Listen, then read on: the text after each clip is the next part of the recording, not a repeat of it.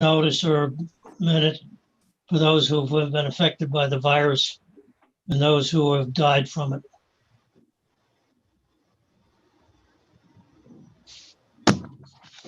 Meeting. Can you guys hear me? Yes. Okay. I don't know what happened before. First item is public comment. Okay. Any member of the public have any comment? Lynn Lambert has her hand up. I'm going to let her in. Lynn, just unmute yourself. There you go. We should be able to hear you now.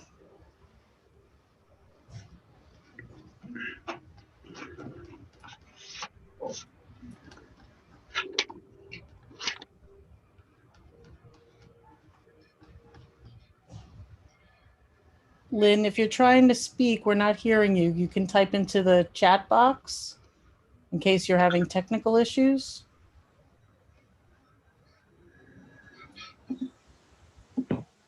I'm going to send you a phone number that you can call in on, just in case that's why it's not working. And we do have somebody else raising their hand, so I'm going to move down to Eric Hildebrand, and Lynn, I'm going to send you that phone number. Okay. Hi, can you hear me? Yep. Okay, great. I don't think you could see me, but I think it's just on voice. I had a question. It was referring to, I know on the agenda, there was Angelo raised the issue about the early fire alarm, and it was sirens. And I was wondering, I have something to discuss just about that. I don't know if I should wait till that time or should I discuss that? That'd be fine. To wait or discuss now? Discuss now. Oh, okay. And I'll wait for that portion as far as the early, because I'm sure there's a reason for why it's going off earlier. But I just want to start off by saying that I'm really immensely appreciative of everything the volunteers who risk their lives do for our community. And as such, I don't want to raise a question that makes it seem like I or any of the others who have joined tonight, because I think there's a few others on the call as well, are somehow ungrateful. That's not the case.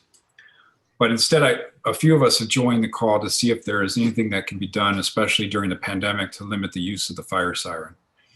Many residents now work from home full-time, and many of our kids are studying virtually. And there's also a lot of people in the community who are dealing with illness associated with COVID and other things. For those of us who live immediately around the station, such as myself and the others who have joined today, it has become really a quality of life issue. It's very shocking when it goes off. Dogs bark, kids get woken up during naps, etc. And not to mention the work situation and the other things I mentioned as far as kids studying virtually. But again, we understand that all of you are risking your lives for all of us, and we don't want to seem ungrateful by raising this question. But the question we have is whether, like other volunteer fire departments, the Chappaqua Fire Department can rely on maybe the existing pager system and cell phone notification system. And maybe the siren could be used as a backup system for cases where volunteers do not respond to messages within a set time, maybe a minute or two. Because we understand that's like part of it is a backup system. And so again, closing, I think just perhaps maybe during the pandemic, is there an opportunity to maybe run a temporary program and then review afterwards to gauge the impact this would have to response times, et cetera. So that's pretty much my comment.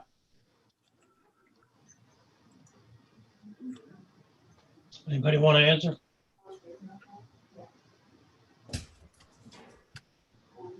Mr. Hildebrand, my name is Terrence Hoy. I received the email from, I believe it was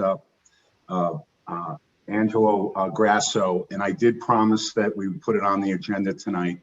So we will be talking about this to see how and why it was going off before 7 a.m. With respect to your idea, I think it's something that should be considered by the board, but also more importantly, I think the chiefs will need to weigh in on it because that's really an operational issue. Yeah, I appreciate that fact. And again, like I said, we really don't want to. We understand the need for it. We understand the new technologies that exist, and we're just hoping that, I think other fire departments have, as we understand, moved to a full pager mobile system, and we're just hoping that maybe that would be effective for Chappaqua as well. I think your point is well taken. Thank you. Thank I you. just want to say one thing. It was always 6 to 11 p.m., 6 a.m. to 11 p.m. It stopped. And maybe with the time change, maybe it changed again. We have to correct it. But it was always 6 a.m. that it could go off. It wasn't 7. Okay, I think there was a general thought, I think, out there that it was 7 a.m. I can No. go. It was 6 o'clock. Okay, I know Angelo couldn't make it tonight. He's actually my neighbor as well. I can alert him to that as well. But if there's anything we can do, I mean, you can reach out to me. I'd be happy. I know I spoke to Judy earlier, or actually emailed Judy earlier to get the information for this meeting. But I think there's a group of us in the community that would like to work with you to try to figure out solutions, and if you're so willing to do that.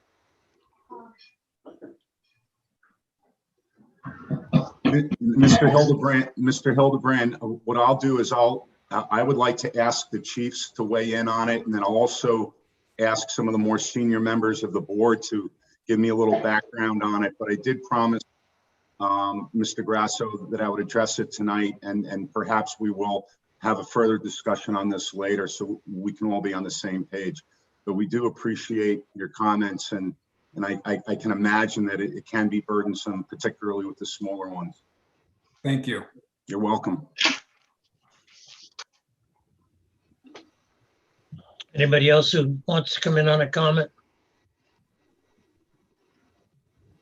I'm still trying. I sent Lynn Lambert the phone number, but she didn't get. Oh, her hand is up again. Let's try that. Lynn, just unmute yourself. I did put the phone number and the web ID in the box, in the chat box. If you're not getting it, I will also email it to you because I know I have your email from earlier today. Because I think your speaking is still not working through your computer. I have her home number. Let me try to call her. Okay, no problem. We do have another person raising their hand, Heather Morris. I'm going to allow, just unmute yourself when you're ready. Sure. Hi, I'm Heather Morris. I'm a neighbor of Eric Hildebrand. And I just wanted to add my voice to his and say that I also support the questions that he's asking, and just want to make sure that you know that it's a large group of us who are kind of making this request of you.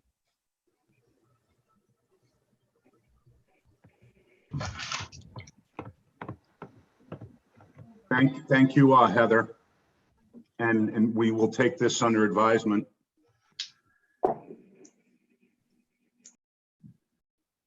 Anybody else to comment?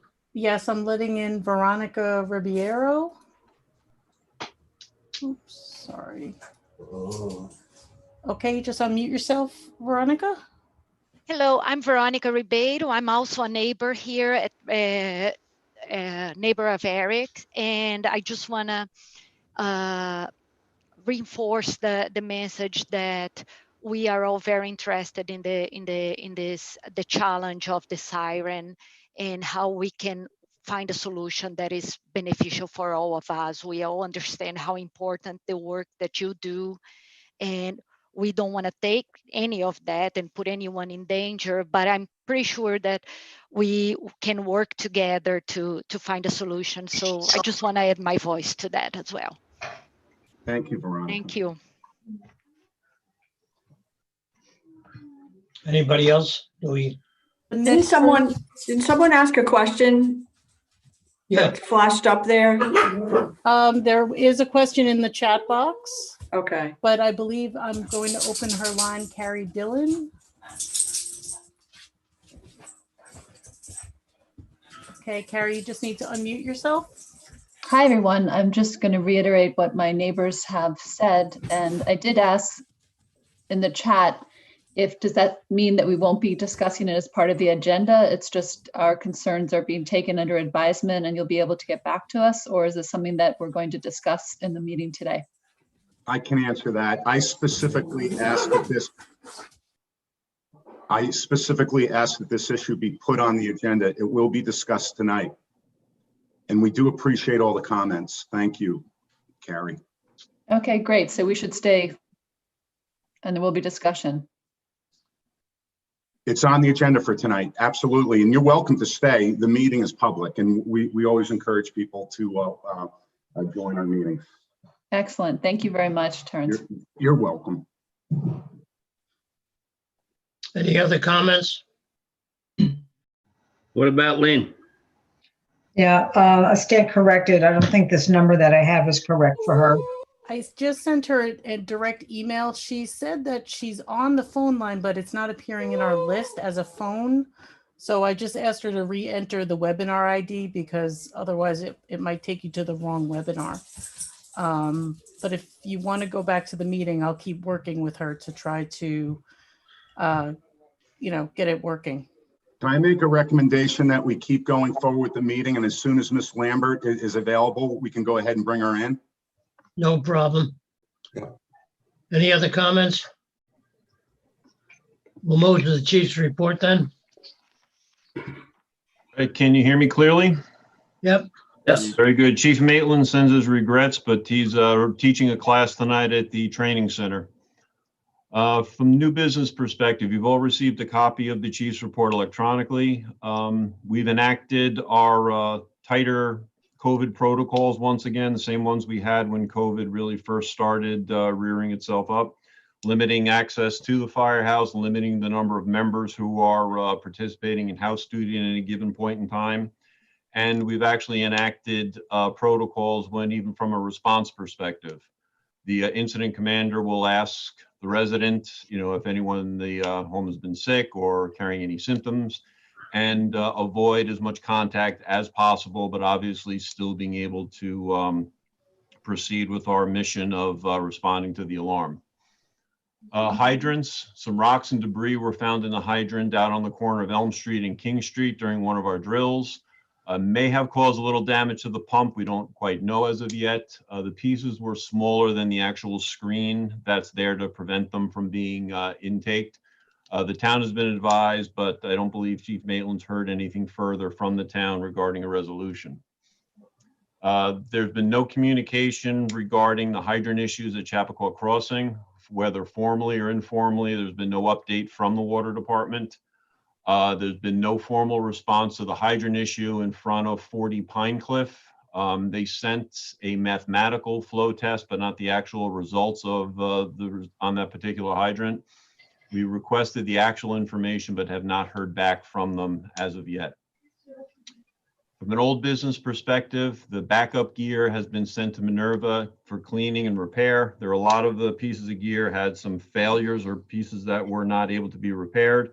But from a backup perspective, we'll be able to make do with them. Got a bunch of lights on in the basement. Membership, we have nothing for that section of the report.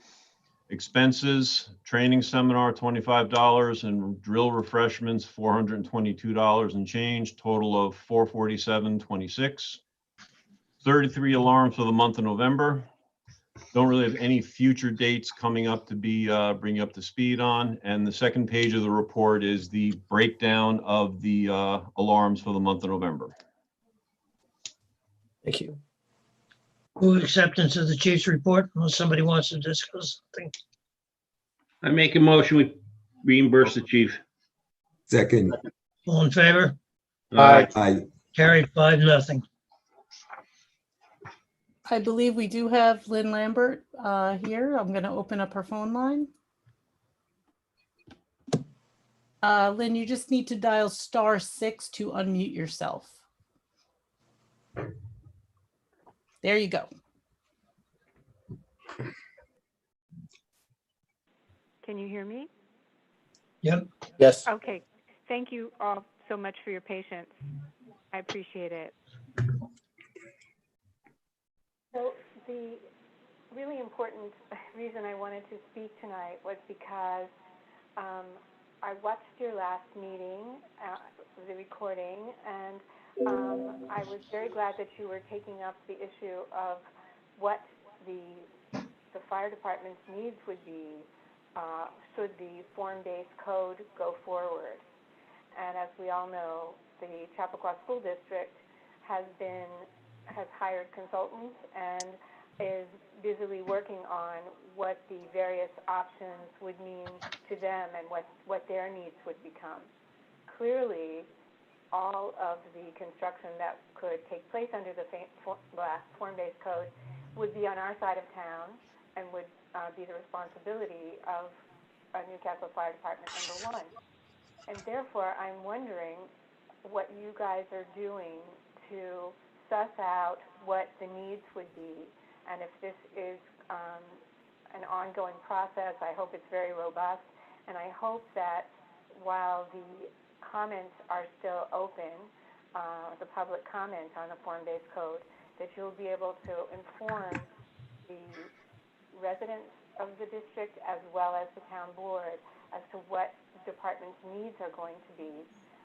So that is the main reason I wanted to call, to find out what's going on in that process and to be reassured that that information will be available before they close comments. May I address that first, if you don't mind, board? Sure. First of all, Lynn, thanks for calling in. This is a fantastic question.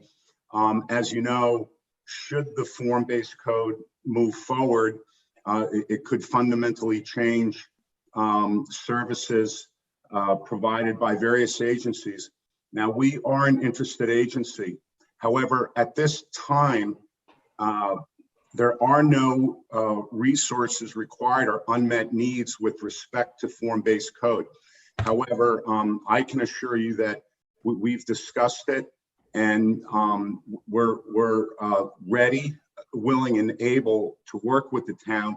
Yet at the same time, I believe that we need to be very cautious in terms of talking about resources, because there are no resources needed right now because it hasn't passed.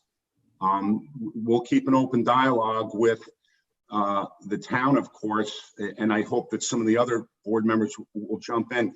And in addition to that, Chief Maitland did a fantastic job and sent a letter to the town board, and that's been made public already. And he was able to encapsulate his feelings as the fire chief, and we fully supported his letter. Did that answer your question, or at least give you an idea how we're looking at this? Still leaves me concerned because the town board has told us that they are listening to us, the residents, and our concerns. And now is the time for all the information that can be gotten to be given to the town board. The unintended consequences in some cases of just approving a form-based code, and they have been moving strongly in that direction.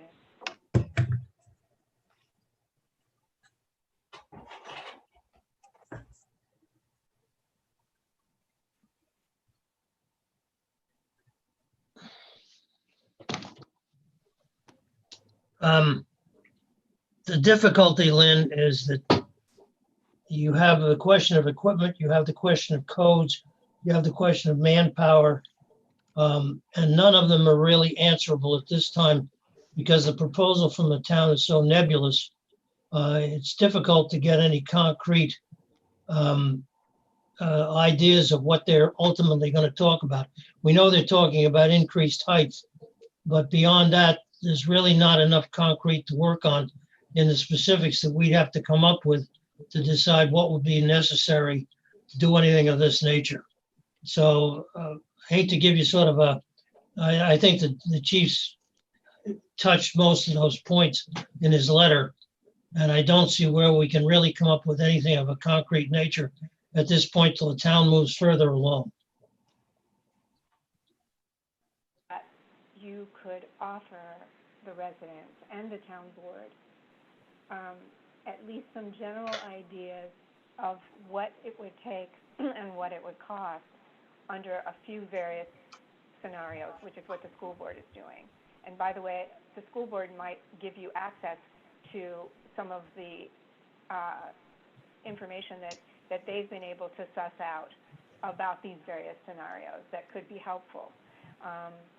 So I'm afraid that the way things are moving, that what might happen is that the town board will make their decision and vote, and then it's done.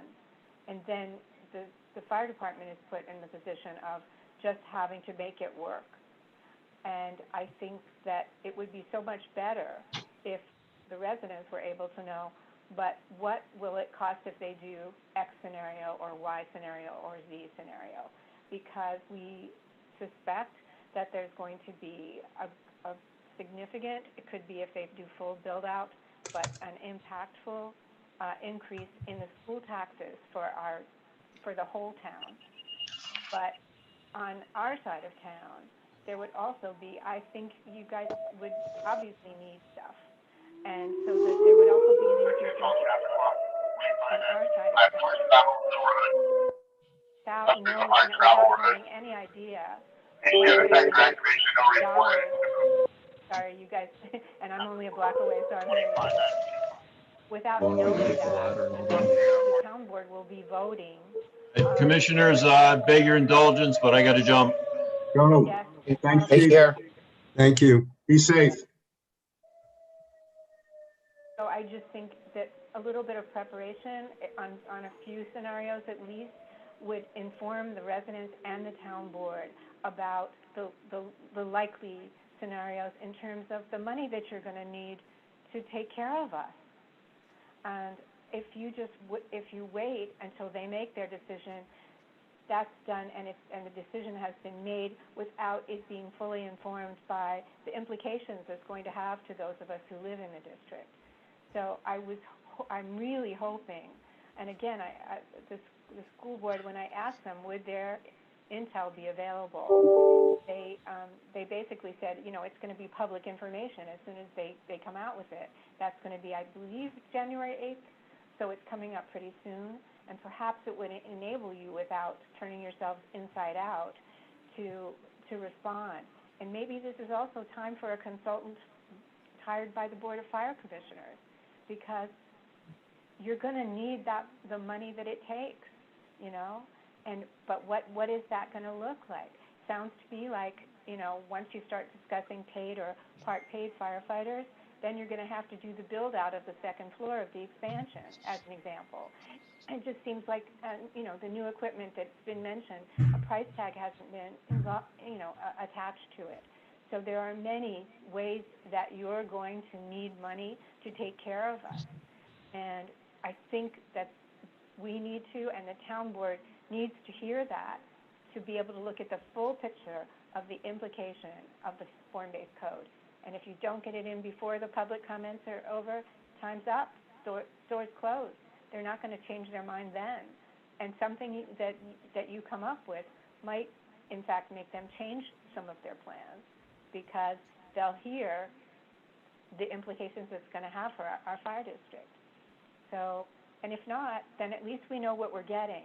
Right now, we as residents, we don't know what we're getting from form-based code or the fire department, and how we're going to be kept safe, what it's going to cost to keep us safe when the population of our town grows by easily a couple thousand at full build-out, and 1,000 more structures, not structures, 1,000 more units of housing. So that's my concern, and I'm just hoping that this doesn't get pushed off, because it would be a really, really bad thing not to have this information before the town board votes. Thank you very much for your patience. You're welcome. Thank you, Lynn. Thank you. Any other comments? Okay, we'll move on to the treasurer's report. So everyone received the profit and loss. Everyone received the check register. Yes. However, with your permission, there's 3 things I'd like to add to that, which Judy could maybe handwrite in because they came in late and we should pay them as long as everyone agrees. And number 1 would be the Village Town of Mount Kisco. If that's in agreement, $26,302.88, which would bring the value of the service to $90,670.88 per the invoice. Also, there's 2 election inspectors at $35 each that I'd like to add to the list. And the chief's expenses that of $447.26. Since this is, the end of the year, this is our December check run, we really should have it complete. I'm not getting the chief's expenses in time to put them on the check register, just for your information.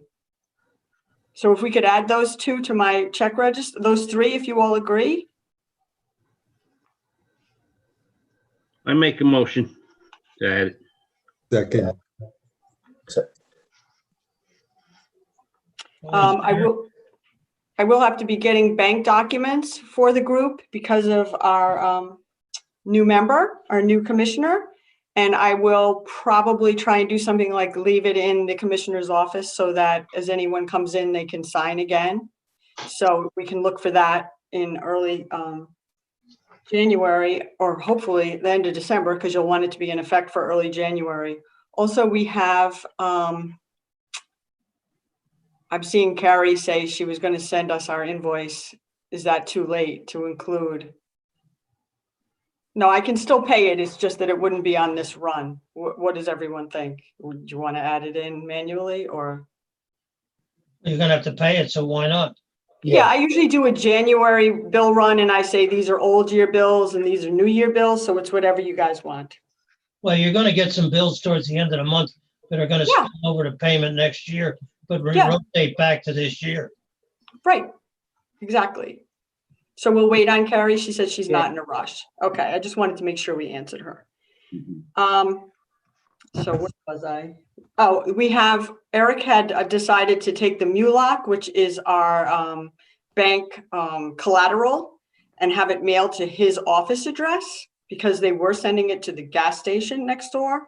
So we just have to decide, someone has to let me know where that will be mailed. Change it to the PO Box 64.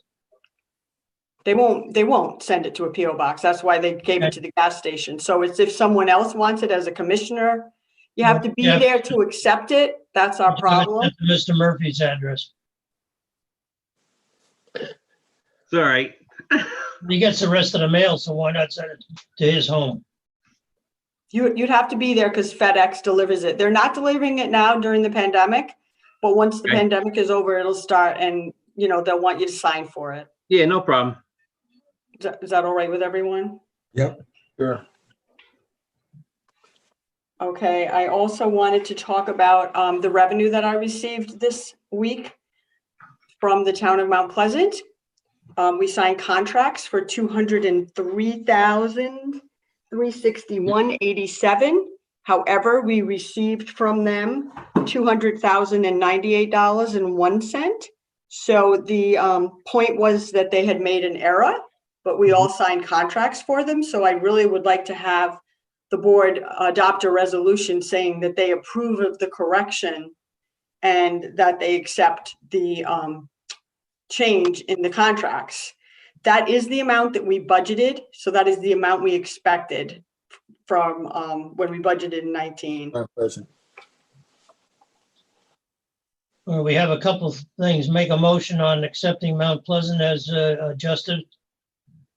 Somebody I'll make that motion. Second, all in favor? Aye. Yes, 5-0. Can we just back up 1 minute? Yeah. Can I make a motion to pay the balance of Mount Kisco? The approximate was the $90,000. And we have how much do we have to pay that off? So that would be $26,302.88. And that would bring us to that 90,000 figure? Yes. I make a motion to pay that invoice off. Second it. All in favor? Aye. Aye. Abstain?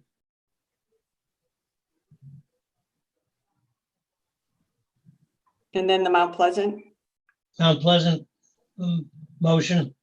I thought we voted on that, or didn't we? Yeah, we just did. Yeah. Yeah, we did. We did that first. Yeah. Okay, okay, got it. You're gonna have a discussion about Mount Pleasant after. Do you need any information at this point from me, or I'll wait until last? What do you need us to do to, for those modifications on the contract? I would say legally just to have a resolution, Judy, that says that we approve the change. Is that appropriate? They sent us back a revised contract with your signature page from the old contract. But you all received, I emailed out to you all a copy of the revised contract. Yep.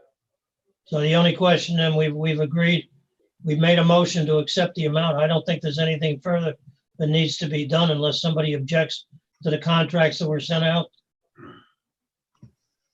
As long as if we posted the old ones, we could take them down and post the new revised contracts, Judy, on the website. Fine. Yeah, that should work. I'm sitting with a FASNY dues bill, which needs a roster for next year, and I'm waiting for that roster. Eric, you had that. Turn it over to the chiefs to give me an up-to-date roster with addresses. I haven't gotten it back. The only thing I'll do is talk to chiefs tomorrow and see if I can get it to you. Okay. We made a motion to approve the FASNY bulletins going out to every one of the members. Because I think, what was it, $10 a year charge? Yes. Yeah. So the only question would be is I gave that information to the chiefs. I need to get a up-to-date roster from them, which I'll get and I'll send it over to you. Okay, thank you. I had written up a procedure for AP for accounts payable during a pandemic that we could approve, because the most important thing is that we follow our own policies with New York State. So if we have a policy that we follow, that will cover us, because we're not doing exactly what we've done historically because of the pandemic. So I think Judy has that as a resolution. I had put it on a new business, but we could bring it up now. There's no reason not to. You've all seen the copy of what she's proposing. Is there any particular objections? No. Make the motion. I'll make the motion to accept as written. Second. All in favor? Aye. Aye. 5-0. Okay, thank you. And lastly, I have received a piece of paper from one of our insurance carriers, which said if we can apply for a $500 reduction on our bill based on purchasing of PPE from NICEF. And I just want to make sure that that wouldn't be in, we could do that based on what Eric's applying for FEMA. I don't think we've even seen that, have we? Did you send it out, or where'd you get it from? It's in the inbox with your name on it. It's in the mailbox with your name on it. Eric. I haven't seen it. It's in the commissioner box, the black box. Mm-hmm. I didn't take it. Still there. I just received one this week, so it just came out this week, if I'm not mistaken, maybe early this week. Yes. Yeah. So it's $500 if we and I looked at it. If you've made expenditures and you can show you can get a $500 rebate. However, if we put all our expenses through New York State to FEMA, then you can't do it twice. Right. So where do we stand with FEMA, I guess, is my question. I filled out the forms with the online with them last week on the thing. I'll follow up and see what's going on. I'm not sure the time frame that FEMA is operating under and how long it takes for approval or anything else like that. But I'll find out and I'll send it out to the board. Okay. Thank you. And then if you don't mind, my last point would be that with the Mount Kisco Fire Protection, our budget for 2021 is $65,000. So if we should need additional funds in our meeting in January, we can transfer from any line you so choose to transfer from, but it can't be done in December. It has to wait until the year opens and the new budget is active. We'll talk about that a little bit later in either old or new business. Okay, But thank you. that's it for thank you. me. Yeah, Thank you. Approval of minutes? I'll make a motion that we approve the minutes as written. Second, Second. favor? Aye. Is that for, 5-0. is that for both the budget hearing and the November meeting? There were Correct. two. Okay, Yes. thank you. That's fine, thank you. Committee reports, insurance, nothing. Purchasing? No report. Technology? No report. Trucks? Trucks, okay. We get to the piece of paper here. All right, our chief's car, 2061, deer hit it on Hartscrabble Road. And it's at the body shop, and we received a check for $4,644.59. And we might have another charge for striping, and that might be a separate check we'll get. Probably going to be around $350 to stripe the side. Let's see. Tower ladder 27, Ruscon repaired the water level gauge on the tank. And engine 144, Ruscon replaced the rear ground light. That was the only two items that were open. And that's, 2064, the car was serviced. And that's going to go to Vail next when Russ gets his chief's car back.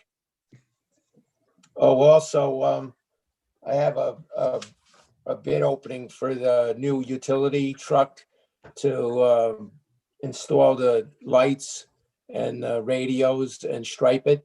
So I have it here. I have to open the two envelopes.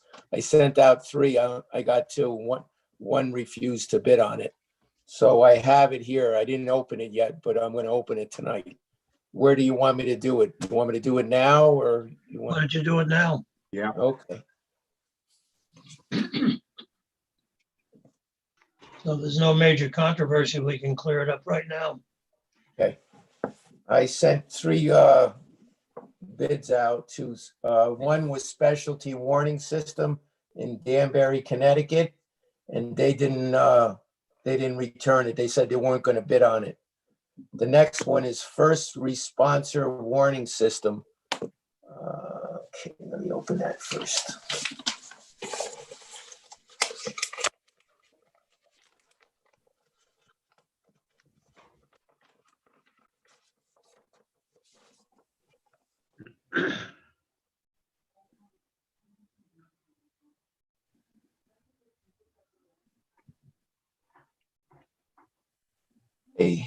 The total equipment and installation is going to be $19,628.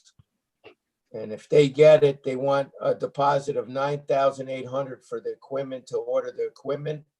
And when the job is done, they want the $9,828 when they deliver the utility truck to us. That's First Responder Warning System. The next one is Hudson Valley Fire Equipment.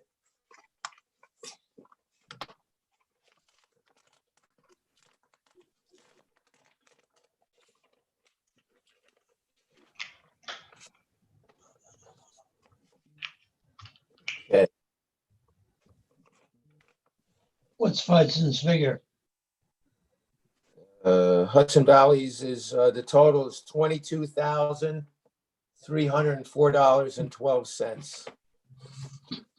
So Any difference in the contracts? But they're both good companies. They both do good work, and the First Responder is cheaper. Are we required to take lowest bid or best bid? Well, Who's responsible? Say again? Lowest responsible bid. Thank you, Robin. Yeah, they do. They both do good work. We had Hudson Valley did our new rescue and one of the chief's cars, and the other one, first responder, did Paul's chief's car. So they do both good work. So I think I'm gonna probably award it to first responder warning system for $19,628. Do we need a resolution on that or no? Yes. do? you need a resolution. I'll make the motion that we award in accordance with the vendor Tony just mentioned. Yeah, first responder warning systems. I'll second. And for Robin to write a check for $9,800 this week. Well, wait till I'll let you know. Okay, the only problem I'm having is year end. Is this a truck we're buying next year or a truck we're buying this year? It was on order and it was supposed to come in November, and it's not here yet. The truck, we didn't receive it yet. So I guess he's gonna order the equipment as soon as he can, but he wants the truck to arrive first. He's got to check a couple of things out first before he makes them. Sounds like it's going to spill over to next year. Well, I think the dealer is getting new utility trucks coming in now, so maybe ours was built. I'll make a call out maybe tomorrow and see if he knows. He thinks it was probably built already. It's probably on its way. All right, but I'll award this to first responder warning system then. Okay. All right, Motion. we already did it. We already did it. Okay, did we vote on it? Yeah. No. No? All in favor? Aye. Aye. 5-0. I thank you. Communications, nothing at this point. No, wait. Oh, there is? I'm sorry. Me. I just had enough on my plate here tonight. Tactical Communications came and they replaced the fire horn screens and they changed the 2 backup batteries. They serviced it. They said they're gonna come back in the spring. They have to change the bolts on the top of the siren. I guess they're getting rusty, but they didn't have to replace them right now. They're gonna do it in the spring. So that holds the bracket for the whole siren system, the whole top part of the pole. So they're gonna replace the bolts, and I just have to remind them. Okay. Okay, and also Chief Maitland ordered 4 new digital scanners because of the new system that we're getting. The regular scanners aren't going to work. So they're $389.88 each, a total of $1,559.96. And we had to order a new computer tough book Panasonic for his chief's car. He's having trouble with his, and between everything, the installation, the docking station, and the computer itself, it's going to be $5,752. How old's the one that's bad? I don't know. It was in the other car he had before. So he said, I think it's more than 5 years old. yes, I think it is. Okay, well, that's beyond the normal replacement thing for computers. Yeah, he said whatever it's going bad, it doesn't cost. It's not worth fixing. Right. You need a motion on that? Yeah, if you want, that would be good. All right, somebody make a motion. I make the motion. I'll second. It's called Island Tech Services. Okay, what's the total amount? $5,752 Okay. even. All in favor? Aye. Aye. Passed 5-0. Sorry, That I'm will sorry I had exceed, that money this month. That'll exceed our available budget, so we'll need a budget transfer for that. We'll get it on the next agenda, okay? Okay. Well, have we used up the communication budget? No. I still have, 4,500, how much? 4,500 remains. On the communication line? Mhm. The lo- I don't have that. Okay, so we need to transfer roughly $500 ballpark. Oh, I'm in Yeah. computer I had a lot- technology. This is No, communications. this is not technology. This goes under mine. Okay. Then we have plenty, sorry. Yeah, I know. That's why when you said I only had 4,500, no, I didn't use that money at all this year. My fault. Yeah, we can take it out of that installation of the 19 also out of that too. Okay, think I- thank you. Any further communications? No, that's it. House? Excuse me, Eric, when are we going to talk about the siren complaints? Are we going to do that now or new or old? No, I business? figure we do it either under old business or new Okay. business. Thank you. I wanted to go through the various committees before we got into that other stuff. Thank you. House? House, just 3 items.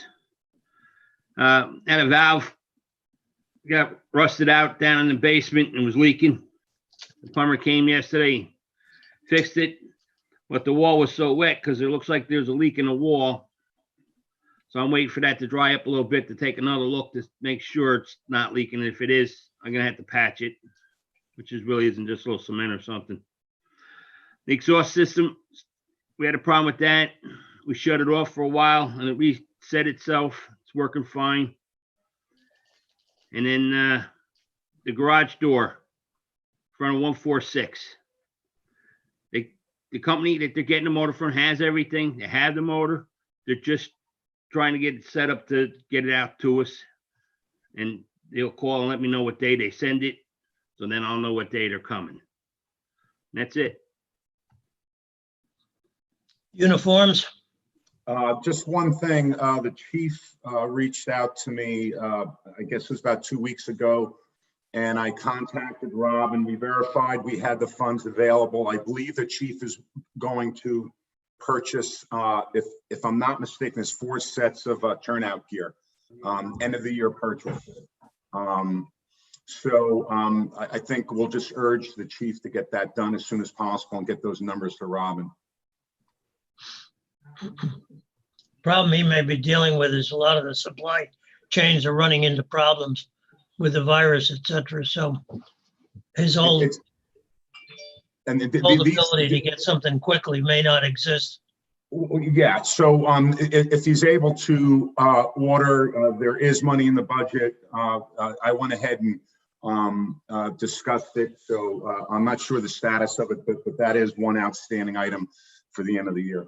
Okay. And if he does a purchase order for it, then I'll hold this funds Okay, if you think it's going to be delayed. and do we need a motion on that? Not, Not that I know of. Okay, it's in the budget, so it's in the budget, yes, thank you, I don't believe so. thank you. Okay, nothing on medical, physical. Nothing on compliance. Nothing on town liaison engineering. Yeah, I have a couple of items. So the first one is I've been working a little bit with Bob Mitchell's guy, and he needed to develop the electrical load for the future consolidation where there'll be an addition to the firehouse.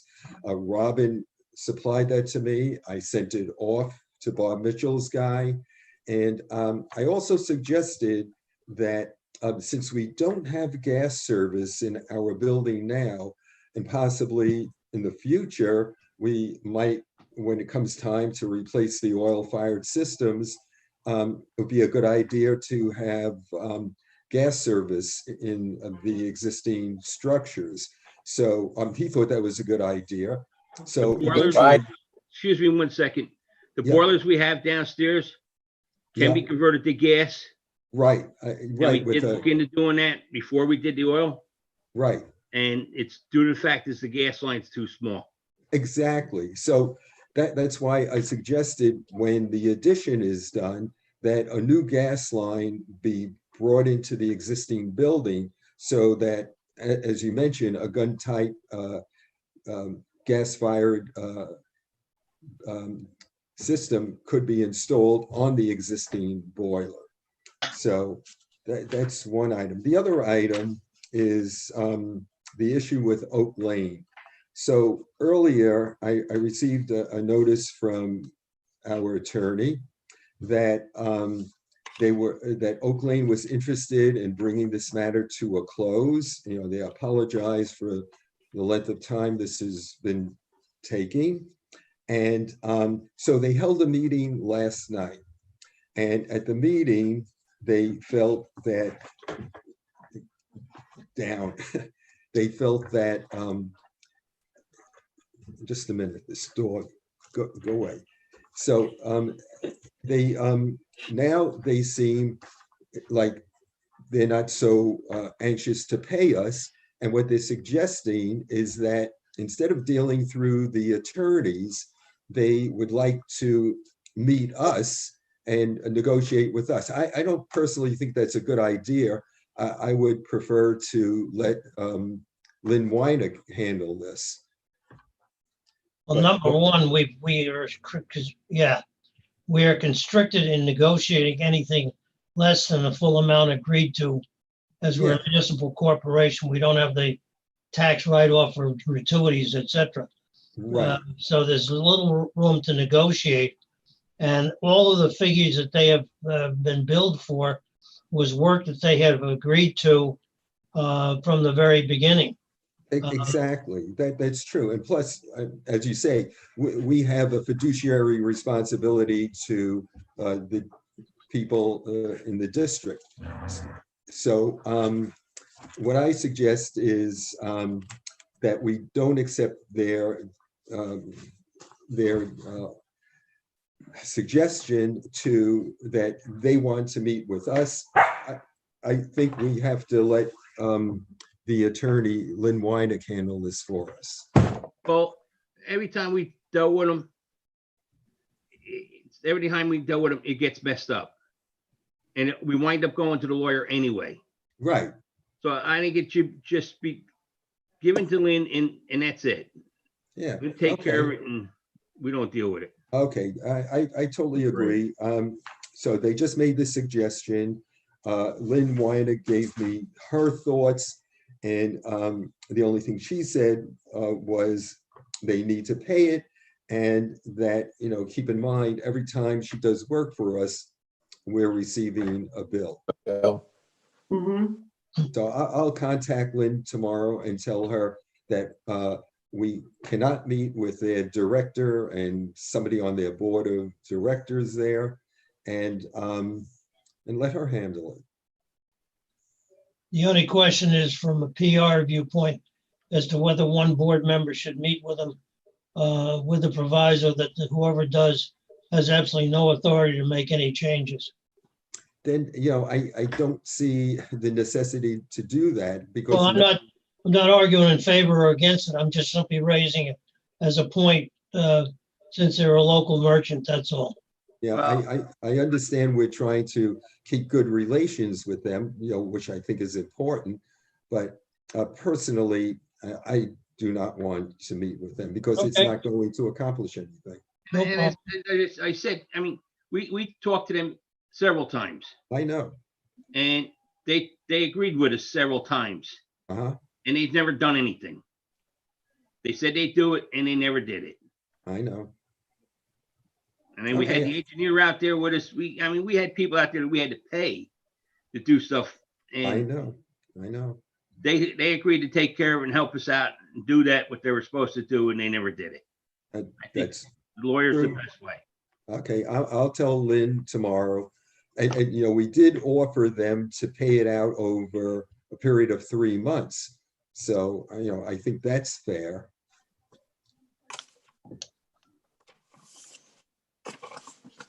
So that's all I have on engineering. Okay. Any old business?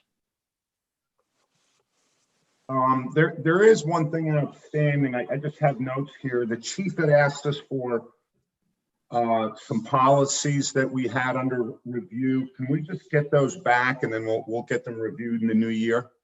I'll turn them all in with a lot of other stuff I got. Thank you. The other old business that I remembered is the LoSAP change that could be made in January. I didn't want that to get tabled if you meant to have it up front in your purview. What change in LoSAP? The payment change, where you have a referendum and you can pay your benefit. You can pay your benefit. Oh, no, what we've got to do is, if you want to do that, you've got to set up a referendum with the voters of the district.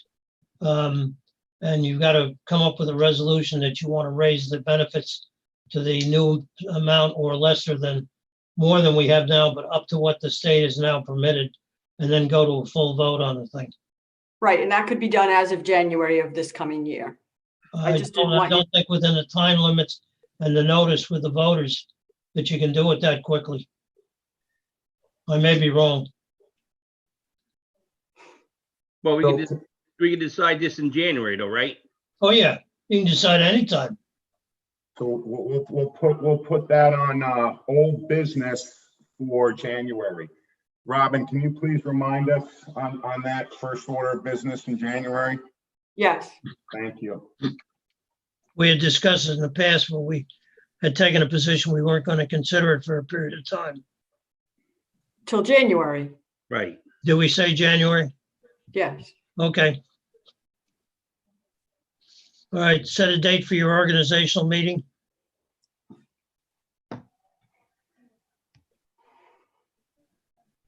Yes, we should set that date.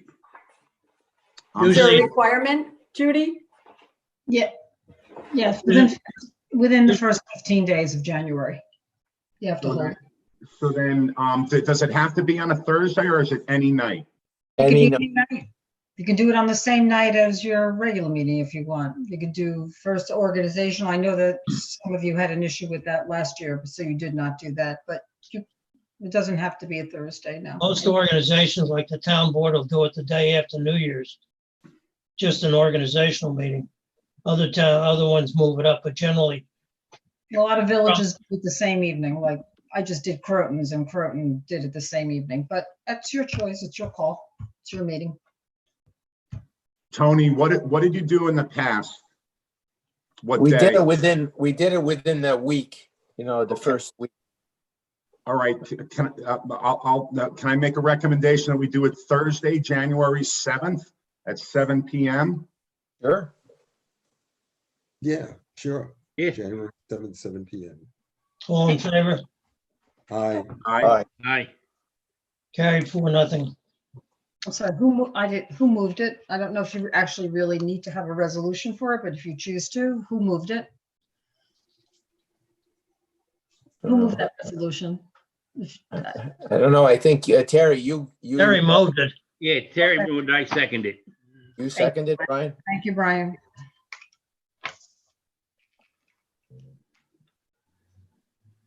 Okay.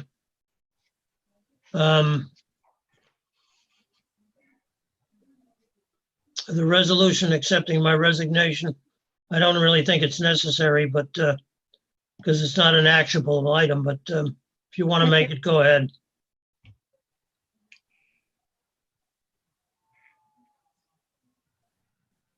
All right. I make a motion to accept his resignation. I'll second. All in favor? Aye. Aye. 4-0. I'll make a motion at this point to appoint Anthony Oliveri to replace me. Have a second? Do we have to wait for the organizational meeting for that? No. Or no?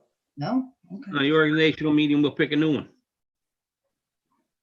Well, you can make a motion now to do it. Well, I make a motion, we appoint Terry. No, you're not. No. We're just talking about Tony. Oh, all right, sorry. I'll second Tony for the time being.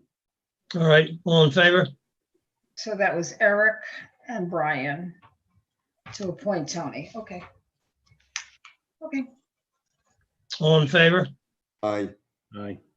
I'm not voting. I'm abstaining. All right, pass 3-0. So what are you voting him in as, if you don't mind me asking? February. Bring him in for my slot as For chairman January till 1. January. as of For Jan- January 1. Right. Right. Till the organizational meeting. Well, typically you would do it at the organizational meeting, but if you want to do it now, that's fine. But I'll just indicate on the resolution that you are taking over the term of Eric Nicoloson. And I'll put the dates that's left. Okay, no problem. Okay. On Mount Kisco, since we're have voted to pay the bill and we're voting, we've essentially abdicated all of our prior votes. I think in order to clear this up, that somebody up there should make a motion to the effect that our prior actions are set aside and we're accepting the bill as presented by the Village of Mount Kisco. Well, I'm not prepared to do that because I asked some very specific questions with respect to how we got there in the first place, and they haven't been answered. So, Well, in the correspondence that you've seen, basically they came down to the village, town of Newcastle last in 18. Let me get this straight. No, in 19. 19. And told them to the effect that they were going to charge so much for the Northern Protection District, and at the same time advised the town that we were going to 90,000 with, and I forget if the 120,000 future was included in that not, or whether that came up later. But in any case, they did not notify us. And at the time they notified the town of Newcastle. The town of Newcastle advised us that where they were raising us to 90,000. We then contacted the village and said, how come? They sent a bunch of documents, which you all have copies of, listing how they made their calculations, etc. We met with them early last spring, and we said that we felt that this was a contract for service not associated with the tax levies. And as such, what we would do is we would raise our, take the 50 that we've been paying, which has been contiguous with what has occurred before, and go to 100% of the taxes that we actually collect from those 147 parcels. But we indicated we were not interested in going to the 90. And we've taken that position all along. We did raise the price that we were paying from 54 to 64 on the thing. But we've taken a position up to now that this was no negotiation. It was a unilateral increase by them, and they were not negotiating in any way, shape, or form, even though the number of calls or response did not change on the thing. And now what you're essentially doing is taking a change in that position and accepting the figure that they want to go to. So all I'm simply saying is to clear it up. I think we have to pass a resolution saying we're now accepting Mount Kisco's figures and we're going to pay it. Could I step in here for a second? Cherry, I did send an email that in October, prior to adopting our budget, we increased our budget by the 42,000. We took it out of a maintenance account. So we have 97,000 in our budget. thank you. We did not pass any resolution that I know of saying we would pay less. No, I know we didn't. And that's why we're here today. And that's why we're discussing it. So No, no, we So never I'm- passed. Go ahead. thank you. So no, I won't entertain a motion that suggests we're going back on what we've said, because it was never said. All right. Having said that, what we can do, we've already agreed to pay the bill. Okay. What we need to do is perhaps go over the 4 items that we agreed notionally with Mount Kisco to get our board to approve those 4 things so we can repair the relationship and move forward while providing fire service to those 147 properties. We were in danger and we could have caused a risk to those 147 properties if we didn't keep this contract enforced. So I think that paying the bill is good. And one of the 4 items that I'm suggesting is that if we find a discrepancy in the future, we can recoup those funds. Well, what discrepancy would there be? But there could be, because I don't know how these conversations went between you alone, unilaterally, and Mount Kisco. No, the first meeting that we were at, we had 3 of us or 4 of us at that meeting with the village, up in their village. And we discussed it at that point. We did change the amount on the amount that we put in there in the event we were going to pay it. But from the very beginning, we told them both verbally and writing that we were not prepared to go to the 90,000. We would increase it to the 100%. And there's correspondence between the village that was sent to us, indicating that they were still looking for the 90 and acknowledging that we were only paying them 64. So there's been plenty of discussion with the village on the thing, and there's been correspondence with the village on the thing. So they knew we felt that we should not be increasing the burden to the tax to the fire district because of their budgetary questions. Now, the question basically is, there's adequate correspondence that have gone back and forth that they know that was our position. We've adopted it, and we've had several meetings with them. The chief has had meetings with them, et cetera. And basically, they have always adhered to that 90,000 figure. Now, we did budget for it, but we voted to only pay the 64 within our meetings. Now, if we have now gone. I don't think so. You keep saying that. We didn't budget last year for 90. All we budgeted for this year was the 64. No, then we took out of, When we had that meeting, if I remember rightly, when we had the meeting, we told them that's all we budgeted for was the 64, and that's what we were willing to pay them. We weren't willing to pay them the 90 because we didn't budget it, because Village of Mount Kisco did not come to us until after we did our budget. right, but we did authorize 42,000 to come from one of our reserve budget lines, like Right. about October 15th or 16th. We did transfer the funds, but the answer is transferring the funds is not an agreement to go with a higher amount.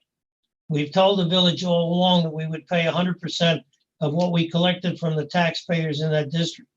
Basically, the correspondence that we've had with them, that we've had within the board, has always been that figure. If you're now going to the 90 because we feel are obligated, that's your decision. We have the funds for it. Even if we didn't have the funds in that, we still can move from other budget or surplus items. So, I mean, I'm not concerned about the availability of the funds.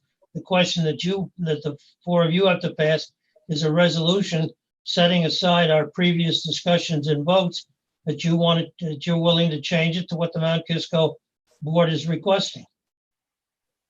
The problem that started all this is the chiefs said that we would take it over also if they didn't agree on it, and now they're turning back that it's going to be trouble. The chiefs have accepted that 64 and taking it over up until a month ago. And that's what happened. They said word one to us about this, about them not wanting, not necessarily, they didn't want to, but not necessarily saying that we shouldn't. So, I mean, you've got a decision to make as to whether or not you want to go along with the change of what the chiefs have decided that they want to change. There is a time delay. There's no question about that. But that time delay is similar to what we already present with the westerly side of Taylor Road and the country club, which we cover.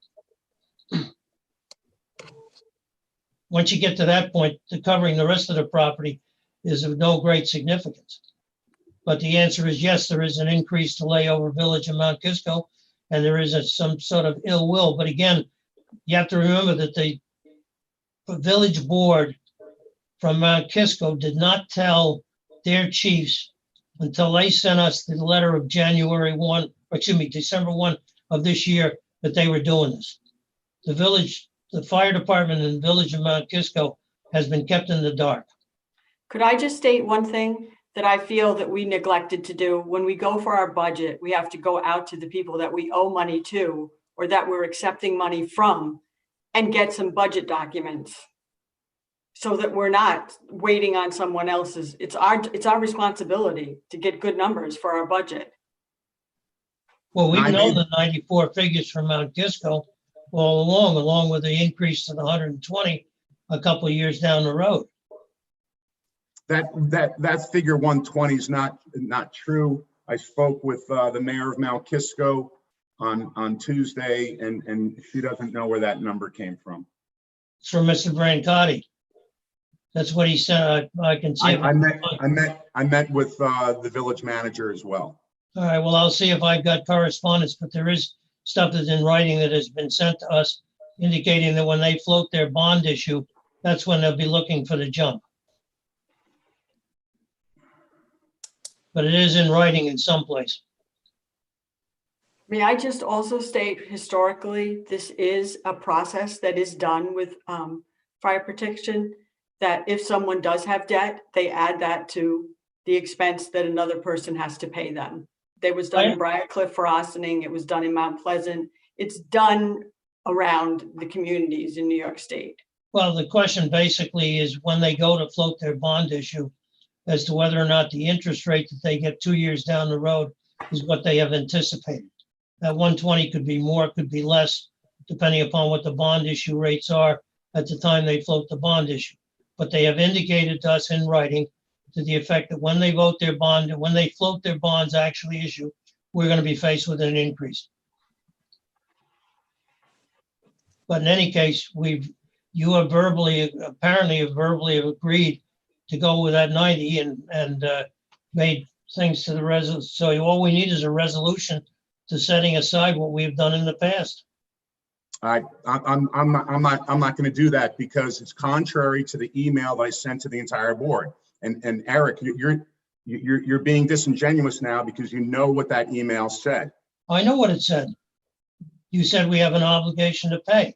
Yeah, because the invoice was submitted last April, if I'm not mistaken.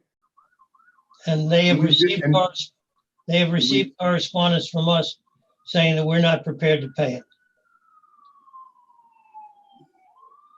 Judy, did we have anything in the minutes? I only found, just two things where actually Eric talked exactly what he's saying now about it, going up to 90,000 and that it could possibly go up to 120 if they float their $4 million bond. And then there's under new business that Eric Nicholson states that he received a phone call from Mount Kisco in response to his letter, and while they are not happy, it appears that they will accept. And this says 68,000 as opposed to the 90,000. Well, we were ballparking at that point because we didn't have actual figures from the assessor in Newcastle as to what the total aggregate amount of taxes we were collecting from those parcels. That was in July 9th. So that's the only two. And I went back all the way really to the very beginning. And here we are on the eve of the end of the year, and we would have been forced to provide fire protection services to those 147 houses, and it would have been increasing risk for those people. I think we're being a little disingenuous. We should be discussing the 4 items that we worked diligently on with. Now let's discuss the 4 items. Pardon me? Let's discuss the 4 items. We had a very good meeting with Mount Kisco on Tuesday. We agreed, subject to this board's approval, that we would continue receiving service from Mount Kisco for the area. We would establish a joint committee to analyze legal, costs, and firematic issues associated with the area. Committee members should include, but not limited to, fire chiefs, village managers, and fire commissioners, and possibly even residents from the area. The first meeting would be in early January. We would need to determine if these structures and dwellings are in a formal fire protection area or has a fire protection zone been established. There may be evidence that this area is a zone. If it is a zone, we need to know when and how it was created and what were the terms when it was created. If it's not a zone, perhaps we need to create a zone so as not to burden the remainder of the fire district. And then finally, we agreed to conduct a little damage control with respect to the news article that came out that falsely claimed that we had already canceled this contract. It was fairly embarrassing for the board to see that article. The title in and of itself was incorrect. And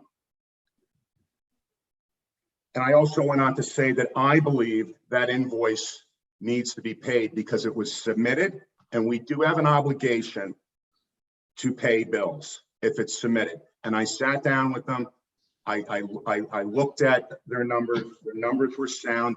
Of course, they're much more than last year because now they're servicing debt on their bond issues that are involved in their renovation and modernization programs.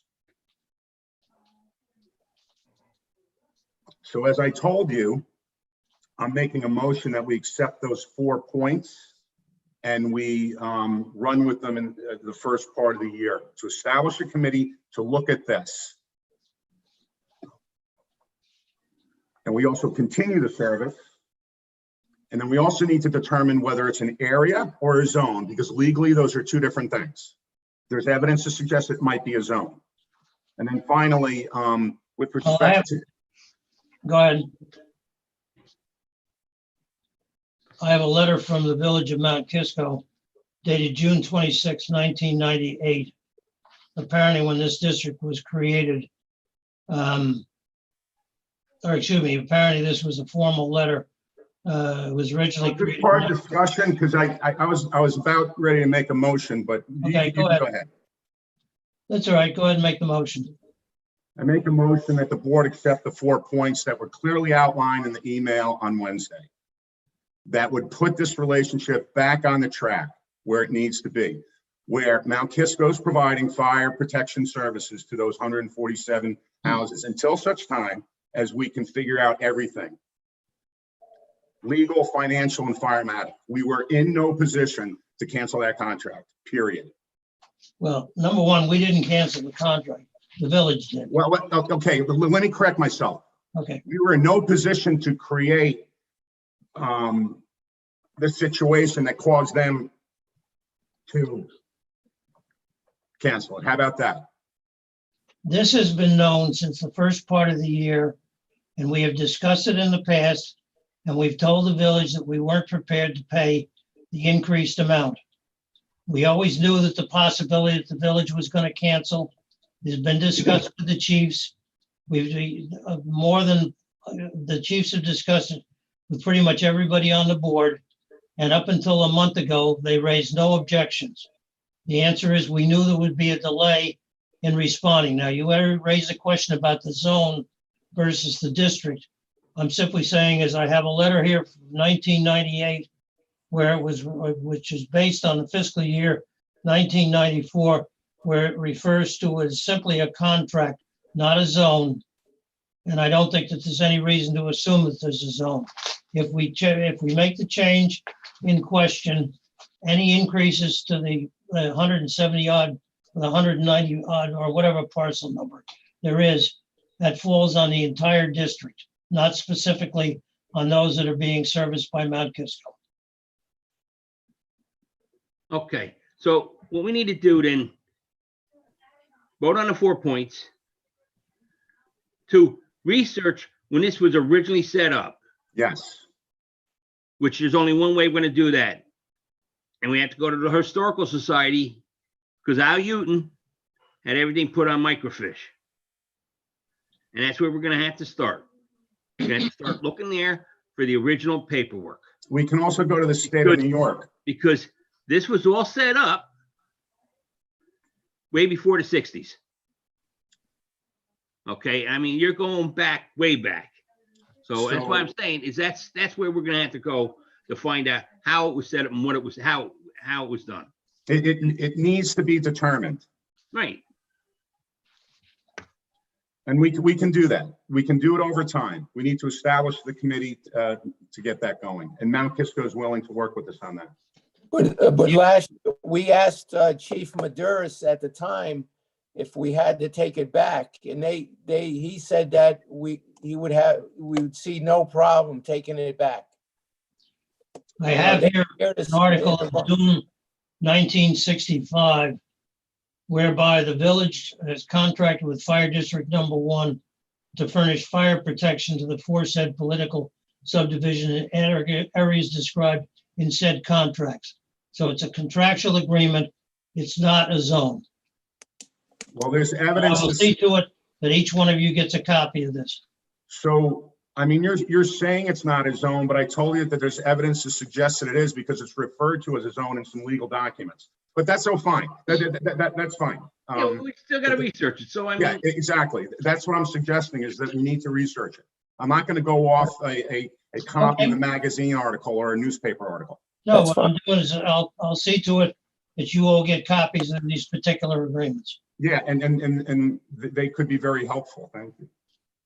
Is there any way that you would consider a 6-month contract with them or a 3-month contract until? We asked them and they said no. Everything's on the table right now. In fact, the mayor and the village manager, they're ready to start working with us again. Okay.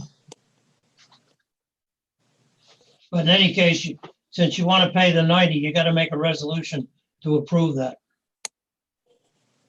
We already passed the resolution this evening to pay the bill. Okay. In fact, the bill that we were obligated to pay because it was submitted to us back in April. And there was no, again, we're going in circles now. There was no substantive good faith effort in trying to get this resolved. And I would love to end this subject right now, but I got to say something. I was very uncomfortable when it was brought to my attention that the two chiefs were uncomfortable about the cancellation of this contract. Because the two chiefs, Maduris discussed it with the two chiefs and they all agreed. They were going to take it back. They take it back. The thing is, in the last 30 days, the issue came up. And then the concern was brought to us by Chief Maitland, and we took action on it. And it looks like we're going to have those services continue, which is a good thing. Because I don't believe increasing a response time in a protection area is a good thing. I think that's a bad thing. I agree with you, Terry. But I'm just saying, those two chiefs, they discussed it before everything. They all agreed. So, I mean, just because two chiefs, you're leaving out the one chief, the chief itself that said that they would do it, and he did discuss it with his two assistants. So this was discussed back in the spring. All discussed in this. Yeah, they said they came to us and told us they do it. So they've flipped since the spring, but I'm not arguing the question. That's I got no problem with flipping. I mean, he flipped. I mean, okay. Decision.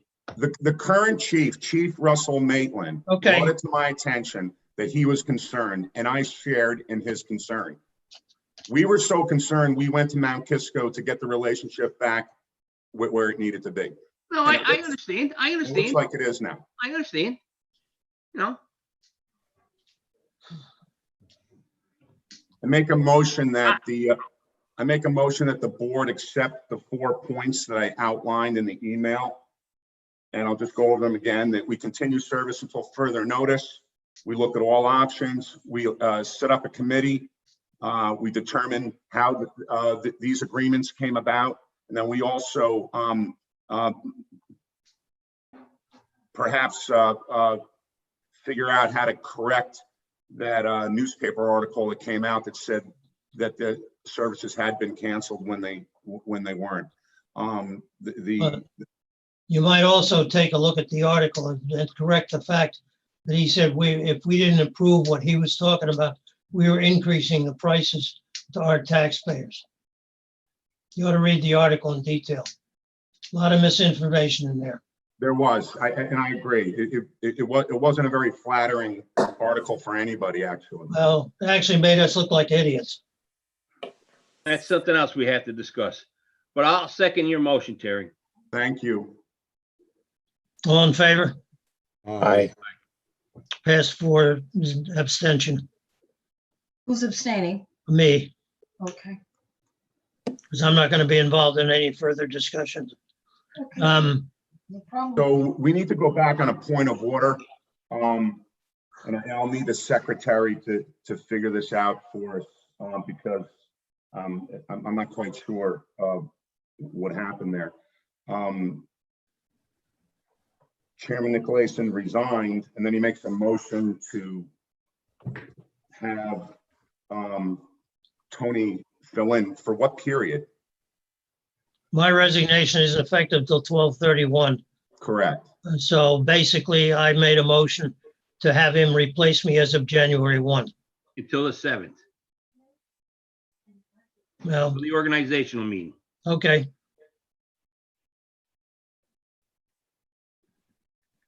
Not the most customarily heard motion after a resignation I've ever heard, but it's interesting Well, nevertheless. the resignation isn't effective till the 1st. I'm still a voting member till the end of December. Yeah, secretary. That's why I thought you could do all those appointments at your organizational meeting. Since Eric is still Right. sitting in the seat, it would be more appropriate to do it at your organizational meeting. But, and the appointment is really just for the 1 year, because then you'd have to run next year to complete the term. So it would be just, for that 1 year. And then you would have to, if you just. And the following year, he gets appointed again. Correct, right, or he would run to fill the unexpired term, but you're just filling for that 1 year. But this is your call, but just typically, remember, if you looked at the organizational meeting that agenda template, I put a little thing, this is a good time to, this is where you should appoint Tony. But it's okay, you can still do it, it's, I'll make it effective January 1st, 1/1, same thing. 1/1 to 12/31/22. Right. Just so we have a chairman until the 7th. Excuse There me? you go. It's just so we have a chairman until the 7th, Excellent. till we work it out. Judy, is that correct? Just because you appoint someone to take another person's position, are they the chairman? I'm chairman. He is not, no, you're going to reappoint. So who are you appointing? You're appointing a new chairperson? No, that would be You do done. that at your organizational meeting. You do that at your organizational meeting. This meeting, you don't have any more meetings in December. At your January meeting, you're going to appoint your chair. Correct. That's why a lot of organizations do it like on the 2nd or 3rd to set up the structure, that's all. Right. But if you want to go with the 7th, it shouldn't make any difference. But the answer is it still leaves Tony in charge of trucks as far as that's concerned until you make a change in the event that there's something required. Well, you're only talking a few days. You're only talking 7 days. Yeah, so You can leave it. You can leave it, appoint him now for the 1 year term, and then on your January 7th meeting, you will then appoint the chair of the commissioner chair. And then you'll move from there.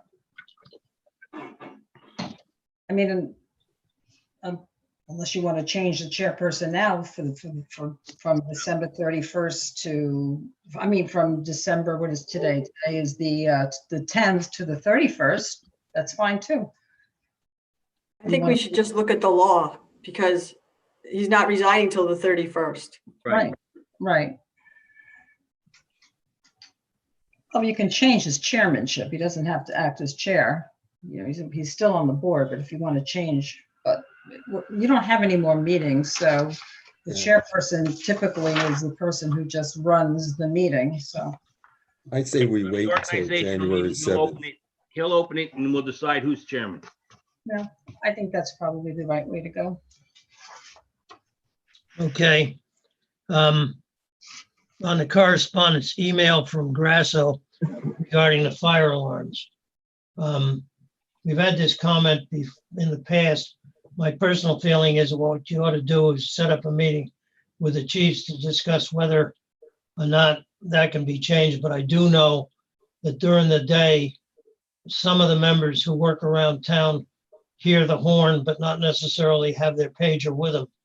So the question basically is daytime is our short time.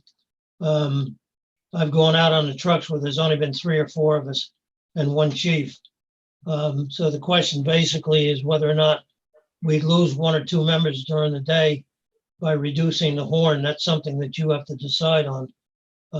But that's been one reason that they've been hesitant to remove it, but you'd have to really sit down with the chiefs and discuss it with them and see what their thoughts are.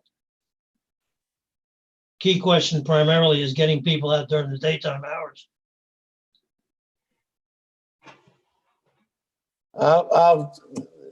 Jill Shapiro came to our board meeting one night and asked if we can turn off the fire horn at 11 o'clock. Which we did. And we did. It was 11 o'clock till 6 a.m. Right. So, and based on a couple of comments, I did discuss it with the chief about moving it to 7, but he really never made a decision. he told me point blank, no. Okay. He He never said no. answered me one way or the other, but that's all right. I would change it till 7. I don't have a problem with that, but Yeah, but they're really talking about 2 or 3 in the afternoon when a kid is taking a nap. oh, I thought they were saying about 6 a.m. that they They're were. talking about during the day. Oh, But during they're the talking day. about they're talking about shutting the horn down, period. No, that's not what they said. What they asked is for us to consider an alternate means, not necessarily shutting it down, but looking at other technologies and still using the siren when necessary, but using other technologies. And so there were a couple of suggestions with that. And then some of the other neighbors indicated that they really wanted us to take a look at this. So I wouldn't say that they want us, they want us to shut it down, because that's not correct.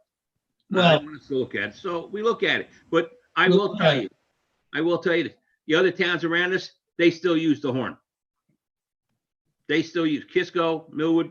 They all still use the horn during the day. I don't know about at night. They may cut it off at a certain hour, but you can hear Briarcliff sometimes outside. You can hear Thornwood and Hawthorne too. You can hear them all. I mean, Do you want me to do a survey of Wouldn't local hurt. fire districts? Wouldn't hurt. I guess. Yeah, we need to come back to our neighbors, and we need to have an answer for them. They were very cordial and polite, and they came to us with a problem. We need to see if we can help them with the solution. They have questions. Well, the key question is talking with the chief and see if it has an effect, if there's a way of circumventing the problem during the daytime hours. People have questions. If somebody raised their hand, Would you like me to open the line? please. Okay, Timko Moses, I'm going to open your line. Just unmute yourself. Oh, I'm done. Yeah, hi, this is Chris Weddle. Oh, you're on as a different, okay. No, that's my law firm's address. Oh, okay, So no problem. that's what I'm using to watch this. And Brian, don't rub your face like that. Dr. Fauci says it's a bad idea. He washed his hands. I just wanted to comment briefly on the Mount Kisco contracts. I believe that Terry is right, that goodwill is important, but I believe that $36,000 is a lot of money to pay for goodwill. I agree with Eric. This is a contract for services, not a contract for goodwill. I believe that Mount Kisco has incurred debt which it has to service, but which our district taxpayers did not get to vote on. And so we have not willingly assumed this debt, and therefore we should not subsidize it. I believe that our district has its own needs, and those should be the needs of our citizens or our residents, and we should direct what limited resources we have towards our residents' needs and not towards the residents of Mount Kisco. Full stop, period. That's what I believe. With respect to the siren, this is a conversation that's been had time and time again, and I'm looking forward to having it again. Thirdly, circling back to Mount Kisco, the budget has been passed, and moving money out of a capital reserve fund such as trucks or house that has been earmarked for capital projects to support Mount Kisco's capital projects seems to me to be irresponsible. I look forward to seeing you on January 7th. Thank you, Secretary. I'm finished. Thank you, Chris. Thank you, Chris. Thanks, Chris. Thanks. And going back to the organizational meeting, the secretary starts the meeting. Oh, sorry. The next person to speak is Carrie Dillon. Your line is open. Hi, everyone. Thank you so much. I just wanted to make another comment. I'm not sure which one of you mentioned that our neighboring fire companies all still use a siren. I just think that we should consider doing better for our volunteers and having, exploring systems that would be more effective. I understand that CVAC uses a number of digital messaging systems that connect with their phones, for example. That seems to be working very effectively. I mean, why should we just do what we've always done just because we've always done it a certain way? But those people in the ambulance corps, they're assigned to them hours. They have people that are set for certain hours, and it works for them perfectly that way. Because those people are set for that day. So they know that day they may get called for an ambulance call. As far as the fire goes, we don't know when we're going to get called. And we don't have set people sitting around the firehouse. They don't have set people sitting around the ambulance corps, I don't think. Some of them do, but I don't think Chappaqua does. But those people that respond with the ambulance are pointed that day to respond. They're given those hours to respond. So when they get their digital thing, it's because it's their day to respond. I just wanted to know if there's an openness to exploring whatever kind of systems to find another way around this. It just seems, if it's so critical and necessary to have the siren going, albeit during those set hours, and thank you for respecting those set hours only. If it were truly necessary and mission critical, wouldn't you rather have it, and I would never want this to be the case, 24/7, if that's the only way you're able to guarantee that your volunteers are hearing the sirens? Well, that's the way it used to be, 24/7. But the other thing, we do have a pager system, and it works. And we also have the telephone too. We have the phone, we get it through our cell phones. But sometimes it's delayed. Yeah, it's delayed.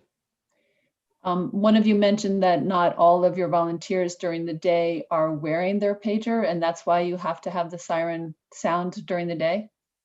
That and also it's a warning for the residents that we have a fire call and we're going to have fire trucks coming through the town.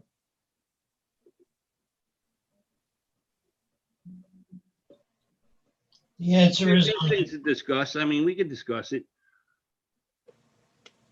Yeah, we'd really appreciate it if it could just be discussed again and see if we can do better by our volunteers. It just seems a little antiquated. We should have the very best for them. Well, the board can talk with the chiefs about any increase in technology that may or may not be available. But even the technology that we have occasionally we get situations where we have electronic problems and the horn, we have to fall back on the horn. Is Granted, that it's true not in that communities frequently. across the country? Not just around here? Do they all rely on sirens like we do for communities of a similar size? By and large, yes. Not in the big cities and stuff like that. We have firemen standing in the firehouse. But when you get into the volunteer areas, I've seen very few of them that don't have a horn. What do they use instead? Well, I assume they're also using pagers, etc. But I mean, I do a fair amount of, my wife and I do a fair amount of traveling around. And we frequently hear the horn go off in the towns that we happen to be in at that particular point.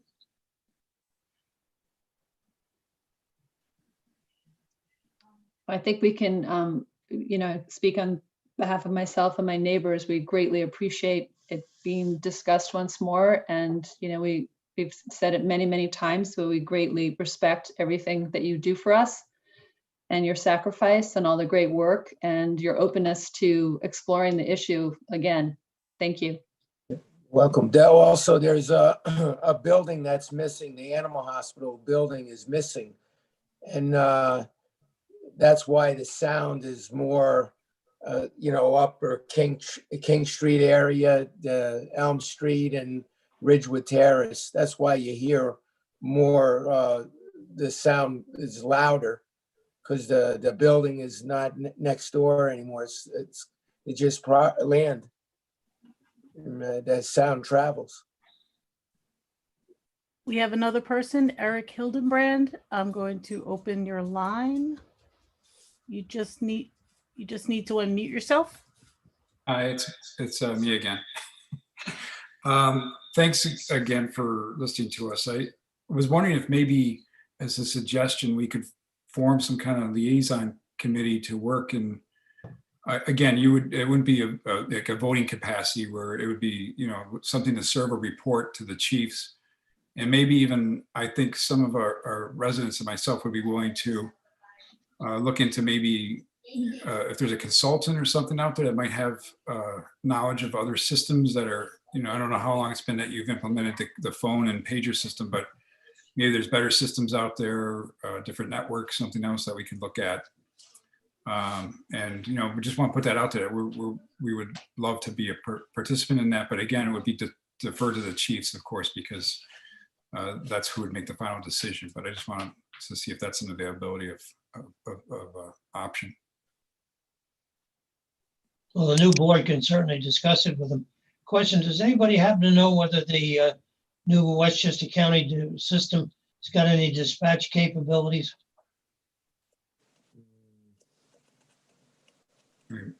Don't know.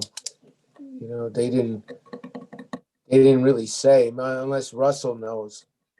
Yeah. Well, we could certainly ask the chief if there's anything hanging on that new county system that might improve what we're doing. That's all. Well, I think they're working on the system, right, Tony? Yeah, it's supposed to come out soon.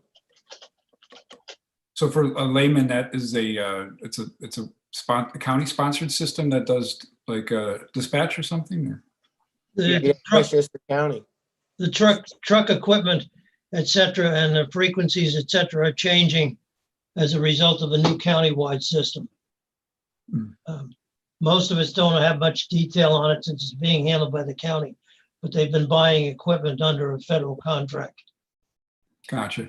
And lastly, I did have a conversation with an individual involved with the Millwood Fire Department, and he mentioned that, I guess in 2015, when they revamped their firehouse or built a new firehouse, they were going to install a siren, but they never got around to it. Basically, there were some issues with the poles and Verizon, and they were considering other things. I'm sure you're all well aware of it. But it might be interesting to hear, how they were impacted by the lack of the siren and the systems that they're utilizing. I'm sure you have those contacts and probably talk to them weekly, but that would be, there might be other towns that we could look at. I know not all of them do that, but there might be some other towns we could talk to consider. Right. I do like the idea of the backup, like, if they're, I know you can't with pager, but I know with the mobile systems, I've heard you can respond that you're on your way. And maybe if the certain number is not reached within a minute, then like I said, maybe the siren could go off as a backup or something. That might cut down a lot of the. It does. If the chief doesn't sign on the air and no one else on the truck is responds, that they're in, they're responding, the fire horn will go off again. Okay. That's why you hear it more than one time going off. Gotcha. But again, thank you, and we appreciate all the volunteers for all the activities you guys do.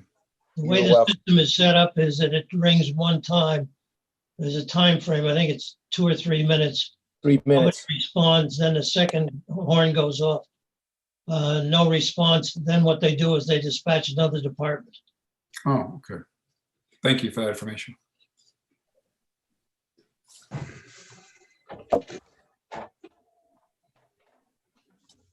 If you don't mind, I'd like to just ask a question based on a conversation I had with the comptroller of Mount Pleasant. So I gave you the apportionment worksheet that we use for figuring the Mount Pleasant contract out. And we take the tax-based growth factor over the actuals that were received the year before. So there's a small increase in each of our 3 districts every year, like $600, $800, $500.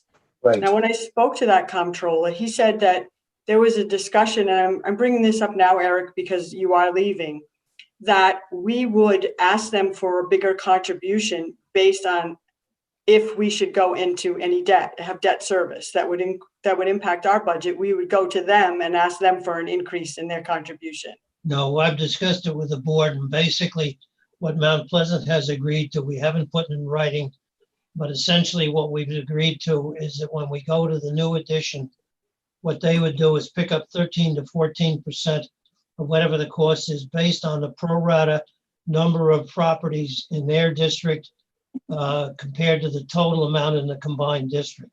So we've got some 3,000 parcels. They've got some 500 or 3,500. It's around 3,500, 3,600 total parcels.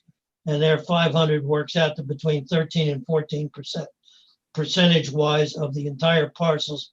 And they've agreed that what they'll do is pick up whatever our increase is based on the pro rata partial contributions, but we have not put it in writing. It's all verbal at this point. Based on the increase in our debt service. Whatever the cost of the firehouse is, they'll pick up their pro rata share based on the number of properties. Okay, so that, I don't know, that just sounded to me like what we're saying Mount Kisco is doing. No, but if, Mount Kisco is doing it. There's all sorts of letter that we got back in the spring that everybody got a copy of that went into all sorts of financial questions of using their tax rolls and a whole bunch of other stuff as to how they came up with that 90,000 based on assessed valuations and everything else like that. Okay, and lastly, because we had a discussion and we had some miscommunications during our budget process, we budgeted the exact same amount of 200,098 that we received in 2021 for Mount Pleasant. So my question to you is, may I share this apportionment, this fire district tax-based growth factor sheet with them, in that they could start the contract process for $202,114.79. Just continue to use the same way you've been doing it in the past, or talk to the comptroller down there and see how much he's going to adjust it. But basically what it would amount to is they have verbally agreed that what happens is that once we go to the addition, the contract would change, and rather than worry about the 4 protection districts that were covered or anything else like that, essentially what we would do is we take the total number of properties, 2 districts, they would pay their pro rata share of whatever those parcels were in relation to the entire district. And it would be our entire budget, including the addition and bond issue and everything else. Right, but that we are not going to impact debt service at this point, this year. We have no debt service because we haven't done anything on the building. Correct. So I can share this 202,000 with them, as we've always done Oh, yeah, sure. That's all I'm asking. Okay, thank you. And then they may come back with a slightly revised figure based on our old method. All I was trying to do was anticipate an This easy is our old method. This is our old way to method. apportion the addition on the thing, and I discussed it with the board about approaching them on a pro rata basis, and the board concurred that I would do it, and I met with the supervisor and the comptroller, and I said, look, rather than worry about assessments and everything else, let's do it just on a pro rata basis based on the number of parcels, and they said that's a fair method, and they verbally agreed to it. But there's nothing in writing, so there's no guarantee that if we went down there again, they might not change their mind, but that's where we are at this point. Okay, thanks. Somebody has 2 questions. Louise Harris, I'm going to open up your line. You just need to unmute yourself. Thank you. I just had 2 questions. I am also a neighbor in the proximity to the firehouse, and I had just a couple of questions. I've lived here for a long time, and I know that the alarm has been risen, the volume of the alarm and higher decibel.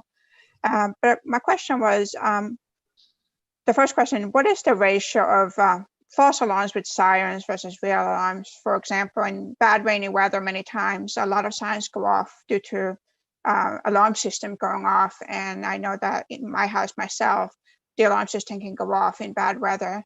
Do you have any metrics or stats on false alarms that sirens go off, which could be many times in a row on a bad weather day? And the second question would be, has there been any look as to how long the siren actually travels to reach the volunteers? You're saying as a way to get to all the volunteers, the sirens has to be loud enough so that you can reach. And does it reach all the way over, say if someone lives in the Millwood area or far out in the Armonk area, how far does it travel so that you can actually reach volunteers if you don't use pagers?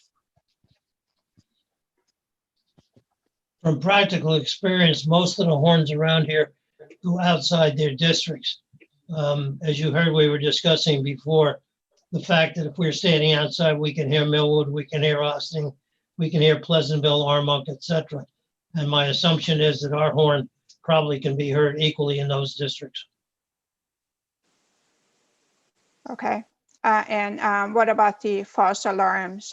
Is there any? Well, the last month's report indicates of the 33 calls, 10 were false alarms of some sort. Okay. And I assume that's not too far off from the average for the rest of the months. We could give you an exact figure, but I don't think it would vary that much. So about a third of the calls, 25 to a third of the calls are false alarms. Okay.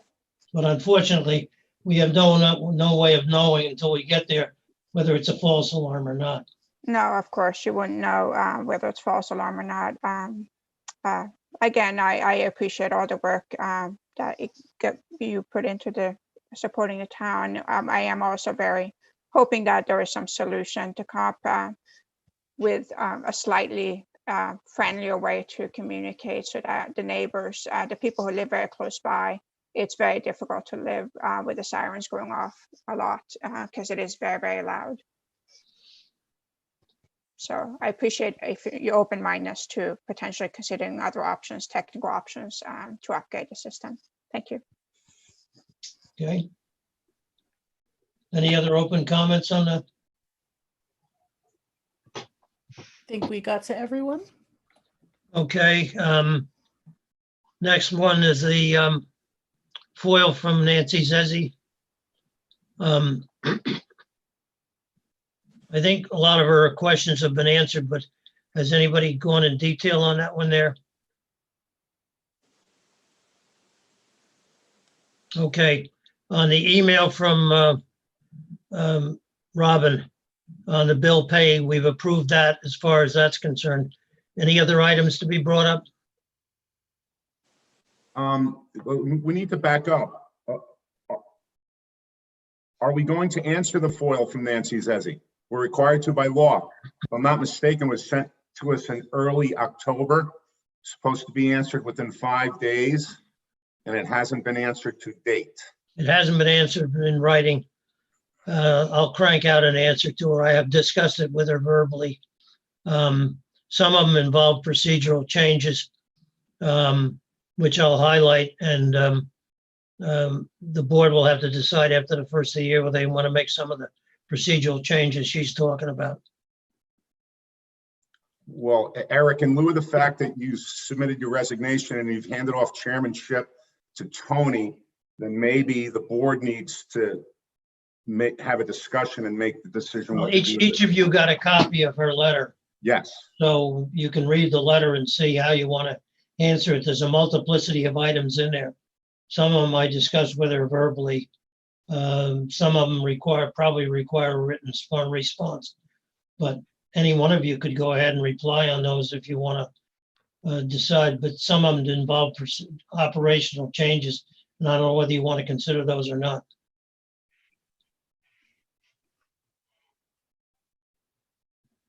I'll put in writing to her what I discussed with her, and I'll send you copies, which will clean up some of the items. The rest of them, leave it up to you to how you want to respond.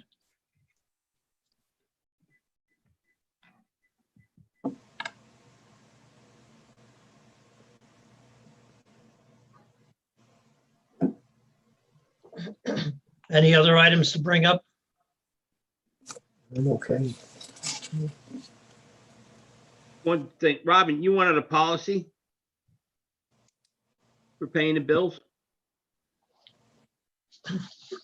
We agreed on that. You did that. All right. That was a motion we adopted on the COVID thing, et cetera, Okay, sorry, earlier in the conversation. my fault. That was part of her report. Yes. Sorry, Mike, I was on mute. My question is, we are all copying Chris on all correspondence from this point forward, or are we waiting till January 1? No, you give it to him now. Yeah. Is that open for discussion? It's That's what open. I'm asking. Why not give them copies?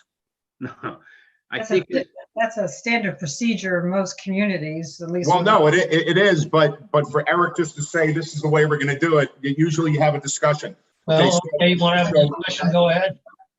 So congratulations to Chris. He's commissioner-elect. He's coming back. He was a commissioner before and a chairman before. He's going to be a great addition to the team. I look forward to working with him again. I think he has his hand up again. Should I open up the line? Your line is open. You just need to unmute. Thank you, Judy. At the organizational meeting, town law requires that we review all policies in order to see if there are any additions, corrections, whatever things that have to be addressed. I do not have a current copy of all the policies that are in place. I have historical policies, but I don't know what's there now. Could you forward those to me so I can be prepared for the organizational meeting? I don't have those policies. Eric does. I've never. I don't either. I haven't read them. Well, I'm not asking if you read them. I'm asking if you have them. No, I'm saying we've not seen them. I'll discuss that with you, Chris. I've got some of them. I'll see you get copies of them. All right, thank you. you don't have your book? I got No, I have my book, but my book is 5 years old. So Yeah, well, they haven't changed much. have they changed any, Brian? Dates have changed, you know. Might be a couple of things, but as long as you had, Eric gets you the other things, you'll be up to date. Okay, fair enough. Shouldn't they be Gotta go through them posted? Anyway. They should be posted. Yeah, they should be on our website. Well, we've never put them up, put them into a PDF to put them on the website as far as that's concerned. There may be some. Eric, I'm sorry to interrupt. The website of the Chappaqua Fire Department still has me as chairman of the board. Well, I know So perhaps we should update these things. Well, we have an open question, which I sent out based on the chief's recommendation regarding changing the email and possibly changing the entire website from our current vendor to make it easier to change things. But that has not been discussed. You received a copy of that that I sent out, but the new board should discuss whether they want to make that change or not, as far as that's concerned. I'm We looking just at, have the memorandum from the chief and the price from Manny. But beyond that, we haven't done anything. Like, if there have been any changes, Mr. Yeah, okay. I'm just No. looking at the website now. I see the 5 current commissioners. Is No, this it's the Chappaqua Fire one. It's not ours. It's not Newcastle. It's the, Oh, okay, I was. It's the fire department. Okay, fine. I'll see you get a whole list of stuff, Chris. Thank you, sir. because Eric, I don't even think I have a copy of the procurement policy. I'm not sure we have a procurement policy, but I'll have to take a look in the book and see. We had one. Yeah, Well, we that do. may be in there. Judy, yeah, I agree. We should send Chris anything that he needs, considering he's commissioner elect. That was the point I was trying to make. Yeah, I'm But I sorry. think I think on January 7th, we're gonna all have to run over this stuff, so we should all have current policies. Okay.